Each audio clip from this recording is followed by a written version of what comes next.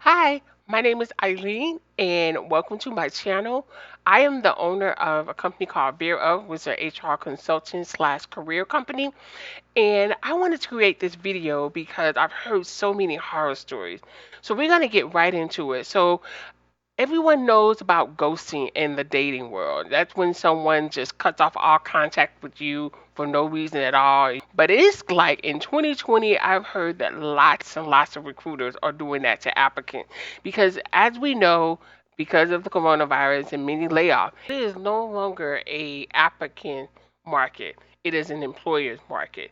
So that means there are more applicants than there are available jobs. And so recruiters may be getting a little lazy because they know that people are really desperate for jobs and they just don't follow back up.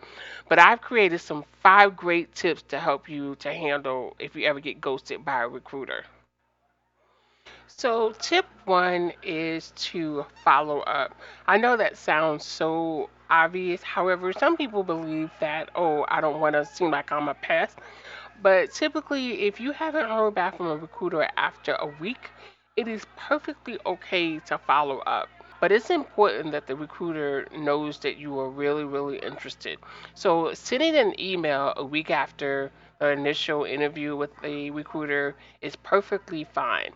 And send that email just saying, hey, I really enjoyed speaking with you, and I'm just seeing where we are in the process, and also see if you can get a time frame as well, because that will also help to alleviate any of the frustration that you have regarding the hiring process. And so after that, even if the recruiter has not followed back up with you, it's still okay to reach out after maybe the third week and you haven't heard. And don't send the same form of communication. It's important that you do something different. It's like you can go to a recruiter's LinkedIn page 99% of the time. A recruiter will have a LinkedIn page.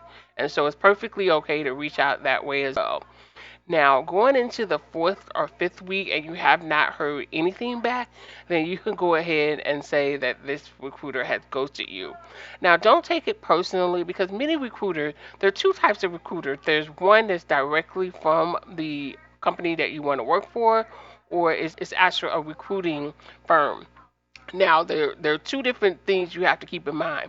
The recruiter that's not working directly with the employer, such as another company, a third party that's doing all the interviewing for them, they only get paid by based on who they hire. So it's not in their necessary best interest to follow back up with everyone and keep that open line of communication. However, if it's a recruiter directly from that company, most likely they will follow back up with you, even if it takes a long time, because they will keep your record on file just in case something else comes up and they don't want to burn that bridge. So that's something you definitely want to make sure you keep in mind. So, tip number two, you want to practice mindfulness. And what do I mean by that? Meaning that there are thousands and thousands of applicants out here applying for jobs, and recruiters are responsible for getting, looking at the best qualified person. And so you can't take it personally. And it just means that that job or whatever the job that the recruiter had you in mind for just isn't a good fit.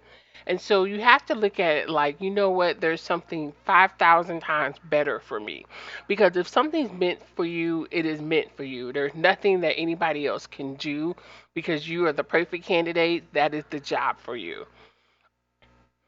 So, tip number three is do not wait around.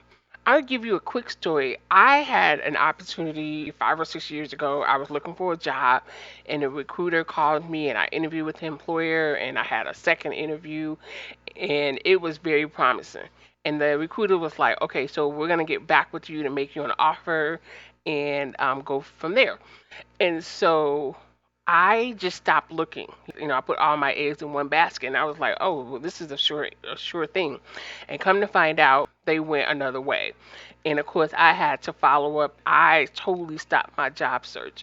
So don't let that happen to you. You just because you have a promising lead and it looks like it's a sure thing, you still want to make sure that you still are putting yourself out there until you actually accept an offer letter and you have an actual start date, I say that's when you should stop looking.